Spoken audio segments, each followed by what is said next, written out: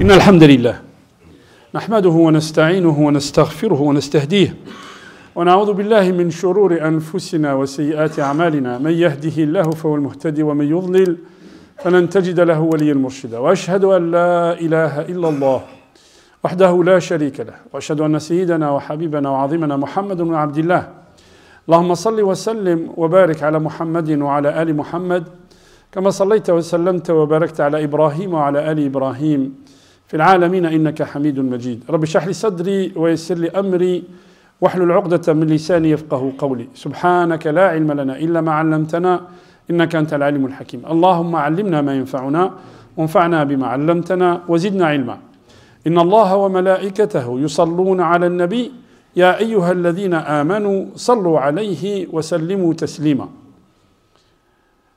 في الجمعة الماضية أيها الإخوة dans un précédent vendredi on a parlé d'un hadith où le prophète sallallahu alayhi wa sallam, c'est Abu Huraira qui nous raconte que le prophète sallallahu alayhi wa sallam l'a mis à la mosquée et il lui a demandé de garder zakawat, de garder les zakats que ramenaient les gens pour zakat al-fitr. Les gens, ils ramenaient les zakawat, ils l'ont mis dans un coin de la mosquée et Abu Huraira, le Rasul sallallahu alayhi wa sallam lui donne la mission de garder ces zakawat. Et puis Abu Huraira, il raconte qu'un soir, il a vu quelqu'un en train de voler. Et donc, il l'a attrapé et il lui dit je vais te porter au prophète. Et la personne, elle commence à l'amadouer, elle lui dit je suis pauvre et j'ai une famille, tout ça. Est-ce que. Fakhalla sabilahu. Salat al-Fajr, le prophète sallallahu alayhi wa sallam, il pose la question Ya Aba Huraira, ma fa'ala sahibuka al-barih. قال له يا رسول الله il y a quelqu'un qui est venu, il voulait voler, je l'ai attrapé, قلت له لا أرفع عنك إلى رسول الله, je vais te porter au prophète. Et il m'a amadoué, je l'ai laissé partir. قال له فقد كذبك. Il t'a menti, mais il va revenir. Le soir même, il reviendra, il revient. Et il lui raconte la même histoire. Le lendemain, le prophète, ce hadith, on l'a raconté dans une autre Jumu'ah. Le troisième jour, Abu Huraira l'attrape, il dit, mais tu m'as dit que tu ne reviendrais pas. Et là, tu es là, et comment je fais maintenant? Je vais t'amener chez le prophète. Il dit, non, écoute, ne m'emmène pas, mais je vais t'apprendre quelque chose. Qalouma, mahiya, hat. Sahaba, les compagnons, quand on leur disait on va t'apprendre quelque chose qui te rapproche d'Allah, regardez comment ils sont. Quand tu vas dormir, lis ayat al-kursi. Tawadda. Al-wudu silah al-mu'min. C'est-à-dire tawadda, fais tes ablutions parce que c'est la meilleure arme contre le shaitan. Et lis ayat al-kursi. فإنه لا يقربك شيطان. Le diable ne t'approche pas toute la nuit jusqu'au matin, même plus. Allah subhanahu wa ta'ala, il envoie quelqu'un, un ange, qui veille sur toi toute la nuit. Et Abu Huraira raconte ça au prophète le lendemain. Et le prophète, il lui dit, قَدْ صَدَقَكَ وَهُوَ كَذُوبٌ يَا أَبَا هُرَيْرَةَ. Il t'a dit vrai, mais c'est un grand menteur. أَتَدْرِي مَنْ تُكَلِّمُ. Tu sais à qui tu parles depuis 3 jours. قَالَ اللَّهُ وَرَسُولُهُ أَعْلَمُ. قَالَ ذَاكَ الشَّيْطَانُ. C'est le diable. C'est le diable. Alors, on a développé une Jumu'ah là-dessus, comment le diable, yuwaswis lil insan. Comment le diable, il peut yaskun l'insan. Le diable, la yaskun l'insan. Faites attention. Le diable, il ne peut pas rentrer dans le corps de l'être humain. Ce n'est pas possible. Et on va l'expliquer. Et donc, suite à ça, des frères et des sœurs m'ont posé plusieurs questions. Ils ont dit, comment on peut se prémunir contre ça? Comment on peut se prémunir contre waswasat shaitan? Waswasat shaitan, elle ne s'arrêtera jamais. Sachez-le. Le prophète sallallahu alayhi wa sallam nous dit, à chaque fois qu'Allah subhanahu wa ta'ala a créé un être humain, il lui a mis un qarin. Chacun de vous, chacun de nous, il a un qarin. Qarin, c'est-à-dire un shaitan qui va essayer de l'égarer. Et un malak, yulhimu. Un malak qui va te guider vers ce qu'Allah subhanahu wa ta'ala il aime. Alors, celui, alladhi yastajibu li shaitan, celui qui a répondu à l'appel de shaitan, il est absolument égaré. Mais celui qui a repoussé shaitan, et comment on repousse shaitan? Et comment on ne le laisse pas rentrer? Et quels sont les moyens qu'Allah subhanahu wa ta'ala nous a donnés? Inna shaitana lakum adu, fattakhidhuhu aduwa. Ya ayyuha an-nasu, inna wa'da Allahi haqq, fala taghurrannakum al-hayatu ad-dunya, wa la yaghurrannakum billahi al-gharur. Inna shaitana lakum adu, fattakhidhuhu aduwa. C'est ce que nous dit Allah subhanahu wa ta'ala. Le shaitan, qu'est-ce qu'il fait? Il embellit. Il embellit les choses. Combien de couples? Un couple, une femme qui se plaint de son mari, au bout de 6 mois, elle se plaint de son mari. Ils viennent tous les deux. parlent, il y a des problèmes entre eux, mais des problèmes futiles en fait, quand vous discutez. Shaitan, j'ai dit, vous avez une relation avant le mariage. Il y a imam, comment tu sais? Comme c'est pas moi qui sais, c'est Allah qui le dit. Shaitan, yuzayin al-a'mal. Shaitan, il embellit les choses. Avant le mariage, tu la vois comme une déesse. Après le mariage, il te la noircit. Il te noircit ta femme. Et la femme, il lui noircit son homme. C'est ça, Shaitan. Le Rasul sallallahu alayhi wa sallam, il nous raconte dans un hadith célèbre, il nous dit chaque jour, Iblis, il met son trône sur la mer. Et puis il construit un taj, il construit une couronne. Et il dit qui est digne de cette couronne. Vous savez que à Alam al-Jinn, Allah subhanahu wa ta'ala, il y a une sourate sur le djinn. Il y a une sourate sur le djinn. وأنه لما قام عبد الله يدعوه كادوا يكونون عليه لبدا. Ils ont entendu le prophète sallallahu alayhi wa sallam réciter le Coran. Ils sont venus tous en courant. C'est quoi ce Coran? Et le Rasul sallallahu alayhi wa sallam, il dit, Abdullah ibn Mas'ud, il dit, je suis parti avec le prophète. Et à un moment donné, il me dit, arrête-toi là. Moi, je vais rencontrer les djinns et je vais leur donner le risala. Et donc, les djinns, c'est comme les humains. Hein? Il y a des gens parmi les djinns qui sont sur le droit chemin, d'autres qui ne sont pas sur le droit chemin. هذه عقيدتنا أيها الإخوة.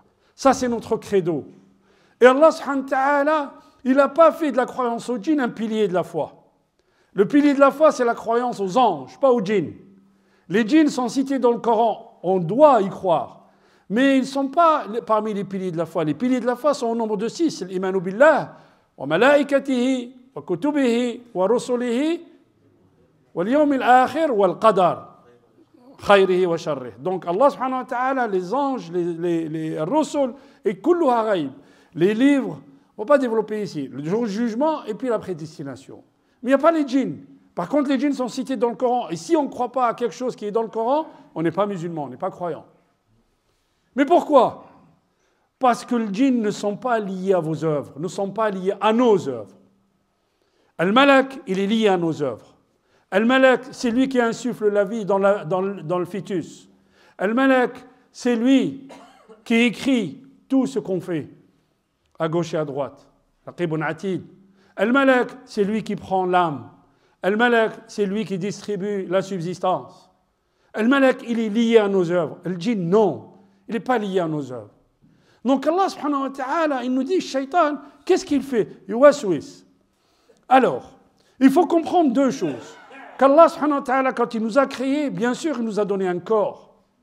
Il nous a donné un corps, وَنَفَخْتُ فِيهِ مِنْ رُوحِي. C'est ce que dit Allah subhanahu wa ta'ala sur Al-Hijr. C'est-à-dire que nous avons tous une inspiration divine en nous. Et quand Allah subhanahu wa ta'ala il décide d'enlever le ruh, le corps, il n'a plus besoin d'exister. Mais en même temps, Allah subhanahu wa ta'ala nous dit sur le Qaf, لقد كنت في غفلة من هذا فكشفنا عنك غطاءك فبصرك اليوم حديد وجاءت سكرة الموت بالحق. Quand Allah subhanahu wa ta'ala il nous raconte quoi? L'agonie de la mort. Quand l'agonie de la mort arrive, la personne elle commence à voir les vérités. De quelle vérité il s'agit? Les vérités du monde invisible. Pourquoi? Parce que le corps commence à partir. Quel est le hijab pour que je voie les vérités du monde invisible? C'est le corps. Une fois que le corps disparaît, eh bien, le basar hadid, le basar al-nafsani. On a expliqué dans une autre Jumu'ah que Allah subhanahu wa ta'ala nous a donné un corps qui voit, un corps qui entend. Vous voyez? Le corps, il entend. Mais de la même manière que le corps matériel, il entend, un-nafs, elle entend et elle voit. Et des fois, quand on voit quelqu'un, il nous plaît. Et des fois, on voit quelqu'un, il ne nous plaît pas. Pourquoi? C'est ton nafs qui a vu son nafs. Alors, d'où vient maladie du waswas? Quand le shaitan, il waswas, il s'apprend sur nous. D'où ça vient, ça? قال العلماء أصلها أصل. C'est la base de cette chose, fondamentalement. D'où ça vient, cette maladie? Il y a trois choses. Il y a trois choses qui ont atteint l'être humain et qui n'a pas su se prémunir contre ça. Mais regardez, comme le corps, imaginez que quelqu'un se blesse, il laisse aller sa plaie, eh bien elle va s'infecter. Et on peut arriver à ce que l'infection, on va lui peut-être amputer la jambe, ou amputer le doigt, ou amputer quelque chose, enfin un membre de son corps. Pourquoi? Parce qu'il n'a pas soigné l'infection. De la même manière, quand votre nafs, elle est infectée. Si vous ne la soignez pas, le shaitan y rentre par là. C'est exactement la même chose. Donc s'il y a une infection fi nafs, il faut la soigner. Comment la soigner? On va le voir après. Donc on a dit, il y a 3 choses par lesquelles le shaitan y rentre. Khawfun shadid, ou huznun shadid, ou khawatir shaytaniya. Il n'y en a pas 50. Khawfun shadid, c'est quoi? En fait, quelqu'un a une peur bleue, comme on dit. Une grande peur qui a fait que son âme s'est déstabilisée. Et du coup, le shaitan y rentre par là. Ou bien quelqu'un qui a eu, par exemple, une perte. Une maman qui a perdu son fils. Une épouse qui a perdu son mari. Un papa qui a perdu son fils. Quelqu'un qui a perdu son père. Et puis ça l'a vraiment secoué. Et ça, c'est resté en lui. Il n'arrive pas à s'en sortir. Le shaitan, il vient et puis il va lui noircir le tableau. Tu as vu, il est parti, tu ne le reverras jamais. Et tu es parti, et s'il est parti avec des grands péchés. Et toi, tu as fait des grands péchés. Et Allah subhanahu wa ta'ala, il ne te pardonnera pas. Et al-waswas, il commence à travailler. Alors, comment on soigne ça? Souvent, les gens ils vont voir un raqi. Fais-moi une ruqya. Je ne suis pas bien, guéris-moi. Non, la guérison, c'est Allah subhanahu wa ta'ala qui la donne. Un raqi, qu'est-ce qu'il fait? Effectivement, il va lire le Coran. Le Coran, c'est vrai, il fait baraka. Mais le raqi, c'est comme quelqu'un qui vous donne un aspirine quand vous avez une fièvre. En fait, le mal est beaucoup plus profond. Parce que la fièvre du corps, c'est quoi? C'est un symptôme de maladie. Eh bien, la personne qui est malade bil waswas, il faut aller plus loin dans la guérison, aller plus loin dans chercher la guérison. Comment on cherche la guérison? Alors, la première chose, ayyuha al-ikhwa, quand on parle de ruqya, c'est le concept coranique qu'Allah subhanahu wa ta'ala a descendu dans le Coran, qu'il faut qu'il soit là dans notre tête, qu'il faut qu'on le comprenne. Par exemple, la peur bleue. De quoi il peut avoir peur, la personne? De quoi on peut avoir peur, nous-mêmes? De quoi on peut avoir peur? Pour avoir peur de mourir. Ok, on va rencontrer Allah. Pour avoir peur de la subsistance, qu'elle se coupe. Allah subhanahu wa ta'ala, il dit, wa fi as-sama'i rizqukum wa ma tu'adun. Et Malak al-Maut, quand il vient le jour où il doit prendre l'âme, il dit, j'ai parcouru la terre à l'être humain. J'ai pas trouvé 1 gramme de rizq qui te reste. Tout ton rizq, tu l'as consommé. Malak al-Maut, c'est ce qu'il dit. Donc, rizqul kifaya, Allah subhanahu wa ta'ala qui a donné à la fourmi, qui a donné à l'abeille, qui a donné aux oisillons, il te donne à toi. Ne t'inquiète pas, frère. Donc, vous voyez de quoi on a peur? Et on a peur de quoi? L'amn, la sécurité. Allah subhanahu wa ta'ala nous dit « Alladhina amanu wa lam yalbisu imanahum bidhulm, ulaika lahumul amn » Allah subhanahu wa ta'ala nous dit, ceux qui ont cru, et puis ils n'ont pas fait quelque chose qui déplaît à Allah subhanahu wa ta'ala. Non seulement Allah il descend sur eux la sérénité, mais ils ont une sécurité dans la vie. Vous savez ce que c'est la sécurité? Quoi qu'il puisse leur arriver, ils savent que le choix d'Allah subhanahu wa ta'ala est meilleur que notre choix. Des fois on voudrait quelque chose, mais ça n'arrive pas. Allah subhanahu wa ta'ala l'a retardé. Ou Allah subhanahu wa ta'ala il nous prévoit autre chose. Quand on a ces concepts en tête, le shaitan n'y rentre pas. Quand on a perdu quelqu'un, yuhal ikhwa, quand on a perdu quelqu'un, pensez-vous qu'on l'a perdu définitivement? Jamais de la vie. Ar-ruh abadiyya, l'esprit qu'Allah subhanahu wa ta'ala a mis dans notre corps, elle est éternelle, jusqu'au jour du jugement. Elle est éternelle, jusqu'au jour du jugement. Et donc, le jour du jugement, Allah subhanahu wa ta'ala il fait ramener le ruh, et il nous donne, yawma natwi as-samaa ka tayyi as-sijil lil-kutub. Le jour on pliera les cieux comme on plie le script, comme on plie le livre. Allah subhanahu wa ta'ala, aujourd'hui on découvre comme par hasard, subhanallah, alors que le Coran nous le dit depuis 14 siècles et tous les livres nous le disent, que le kawn, l'univers, il a un commencement mais il a aussi une fin. On pensait que l'univers était infini. Et là, les géophysiciens, ils ont trouvé, des scientifiques, ils ont trouvé qu'effectivement il y a une fin. Mais Allah subhanahu wa ta'ala, il l'a dit dans le Coran. Mais quand Allah subhanahu wa ta'ala il fera disparaître toute la terre, tout l'univers, il va nous recréer de nouveau. Il va nous recréer de quoi? Il y a quelque chose qui ne disparaît jamais chez l'être humain. C'est le coccyx, le dernier os de la colonne vertébrale. Et subhanallah, ayyuhal ikhwa, vous savez qu'aujourd'hui, avec tout ce qui se passe dans la société, il y a des crématoriums. Il y a des gens qui étaient chrétiens, qui étaient juifs, qui décident de se faire incinérer. Ok. Il y a un crématorium là, dans une grande ville à Marseille par exemple. Et quand vous allez là-bas, celui avec qui vous discutez, il récupère des affaires du mort. Il récupère des bagues, il récupère des prothèses. Si la personne avait des prothèses dans la jambe, il va récupérer ces prothèses-là. Il récupère aussi, vous savez ce qu'il récupère? Le coccyx. Il ne brûle jamais. Il ne s'incinère jamais. Et Allah subhanahu wa ta'ala, il nous dit, à partir de ce coccyx, Allah subhanahu wa ta'ala, il va nous donner un autre corps. Et ce corps est éternel. Et il va le mettre à Ruh qu'il nous a donné fi dunya. Et donc on sera tous debout devant Allah. Yawma tubla as-sara'ir. Il y a des gens qui oublient que ce jour-là, il existe, alors qu'Allah subhanahu wa ta'ala nous le fait rappeler 17 fois par jour. Maliki yawmiddin, Maliki yawmiddin, Maliki yawmiddin. Ad-din, min ad-dain. Le jour où on paiera nos dettes, ayyuha al-ikhwa. C'est-à-dire, si j'ai fait quelque chose à quelqu'un, il vaut mieux que je rende justice aujourd'hui, ici, ou là-bas. Parce que là-bas, je paierai soit de mes hasanats, soit il me donne ses sayyat. Donc, quand on comprend ça, que mon fils que j'ai perdu, mon père que j'ai perdu, que si je lui fais des doigts, si je lui fais des doigts, je lui fais des sadaqas, je vais le rencontrer. Oui, fi jannati ridwan. Tu vas rencontrer ton père, tu vas rencontrer ta mère, tu vas rencontrer le fils que tu as perdu. Vous imaginez le concept coranique? Vous imaginez l'apaisement qui peut descendre sur l'être humain? Vous imaginez la sécurité qu'on peut avoir quand on croit en Allah subhanahu wa ta'ala? C'est ce que nous dit Allah subhanahu wa ta'ala dans le Coran. Et c'est ça le concept coranique qu'il faut qu'il rentre dans nos têtes pour chasser le shaitan. Et Allah subhanahu wa ta'ala il nous dit وَإِمَّا يَنْزَغَنَّكَ مِنَ الشَّيْطَانِ نَزْغٌ فَاسْتَعِذْ بِاللَّهِ. Quand tu es touché par nabarat shaitan, parce que le shaitan, qu'est-ce qu'il fait? Le shaitan, il prend le timbre de notre voix. On a l'impression qu'on se parle à nous-mêmes. Mais en fait, non. C'est le shaitan qui est en train de te dire, voilà, ceci et cela. Alors regarde, il y a une sourate dans le Coran qui nous apprend ça. Et les ulama, ils font un parallèle entre sourate al-Fatiha, le commencement du livre d'Allah subhanahu wa ta'ala, et sourate al-Nas, qui est la fin du livre d'Allah. في سورة الفاتحة الله سبحانه وتعالى يقول الحمد لله رب العالمين الرحمن الرحيم مالك يوم الدين إياك نعبد وإياك نستعين يعني لا إله إلا الله. في سورة الناس الله سبحانه وتعالى قل أعوذ برب الناس الحمد لله رب العالمين مالك الناس مالك يوم الدين إياك نعبد إله الناس. En arabe on dit ça c'est une balagha, ça c'est une grande sémantique, ça c'est une façon.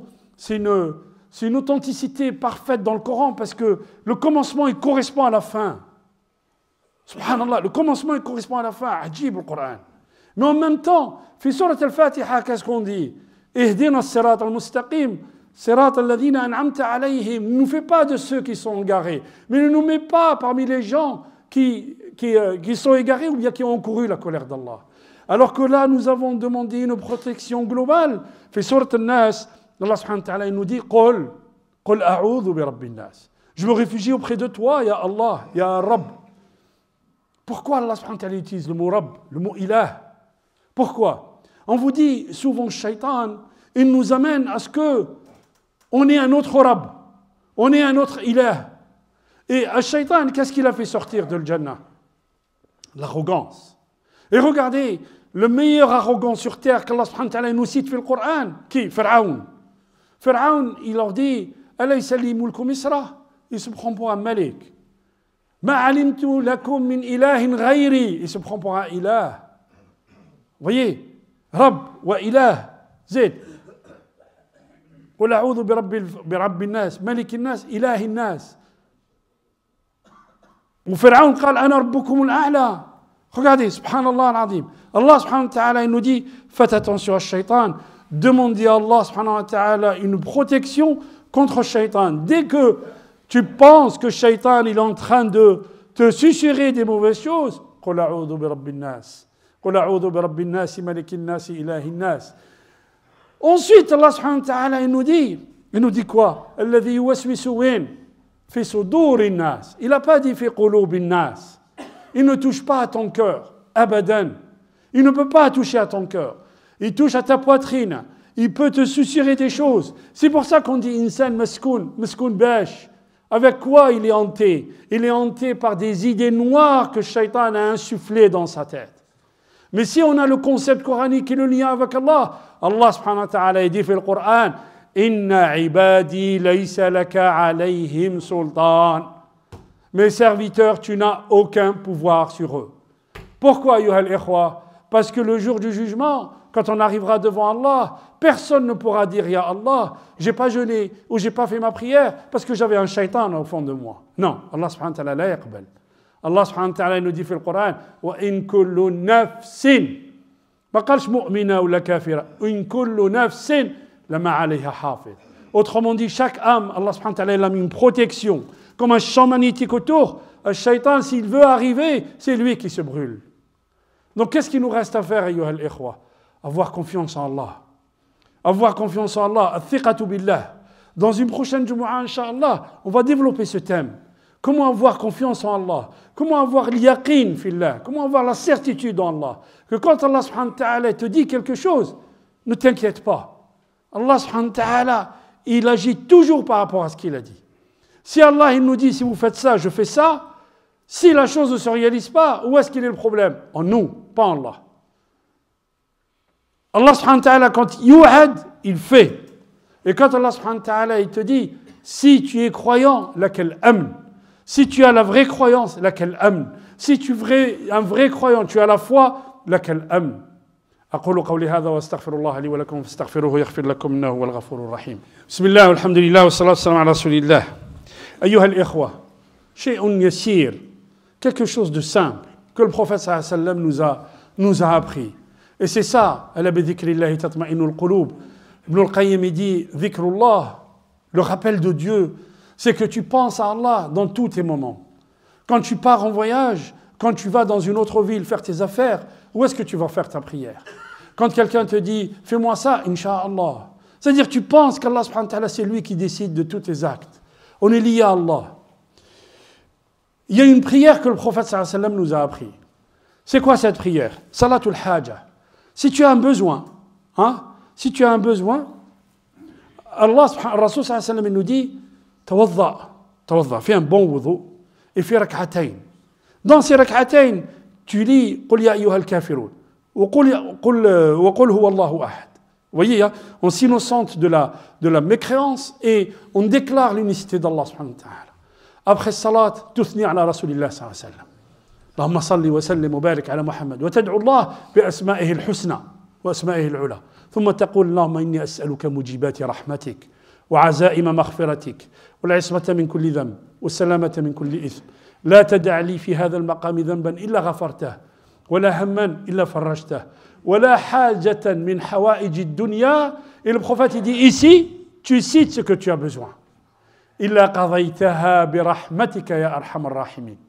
Et ensuite tu fais la prière sur le prophète sallallahu alayhi wa sallam. Dua simple qu'on va mettre Inch'Allah. Dua simple. Tu le dis et tu es sincère avec Allah, avec un cœur sincère lié à Allah et tu verras. Mais ne fais pas ça pour essayer, frère. Fais ça en ayant la certitude qu'Allah subhanahu wa ta'ala ne te laissera pas. Qu'Allah subhanahu wa ta'ala va te répondre, il va te donner, Inch'Allah. نسأل الله سبحانه وتعالى يجعلنا من التوابين ويجعلنا من المتطهرين. اللهم اهدنا فيمن هديت وعافنا فيمن عافيت وتولنا فيمن توليت وبارك لنا فيما أعطيت وقنا شر ما قضيت إنك تقضي ولا يقضى عليك إنه لا يذل من وليت ولا يعز من عديت تباركت ربنا وتعاليت يا ذا الجلال والإكرام. اللهم اقسم لنا من خشيتك ما تحول به بيننا وبين معصيتك من الطاعات ما تبلغنا به جنتك ومن اليقين ما تهون به علينا مصائب الدنيا ومتعنا اللهم بأسماعنا وأبصارنا وأبداننا أبدا ما أحييتنا واجعله الوارث منا واجعل ثأرنا على من ظلمنا وانصرنا على من عادانا ولا تجعل الدنيا أكبر همنا ولا مبلغ علمنا واجعل الحياة زيادة لنا في كل خير واجعل الموت راحة لنا من كل شر. عباد الله إن الله يأمر بالعدل والإحسان وإيتاء ذي القربى وينهى عن الفحشاء والمنكر والبغي يعظكم لعلكم تذكرون ولذكر الله أكبر والله يعلم ما تصنعون. أيها الإخوة، جاءتنا رسالة, écoutez bien, de l'île Maurice, une sœur qui nous écoute, qui est très musulmane, ta'budullah, elle a un cancer, elle vous demande dua, qu'Allah subhanahu wa ta'ala shafi'a Inch'Allah, qu'Allah subhanahu wa ta'ala lève le mal sur elle Inch'Allah. Une autre sœur à Bruxelles, pareil, très malade, qui vous demande dua, qu'Allah subhanahu wa ta'ala shafi'a Inch'Allah. اللهم اشف كل المؤمنين والمؤمنات والمحسنين والمحسنات اللهم ارحم المؤمنين والمؤمنات وادخلهم جنات الرضوان يا رب العالمين. آمين آمين يا رب العالمين. وقوموا إلى صلاتكم بارك الله فيكم.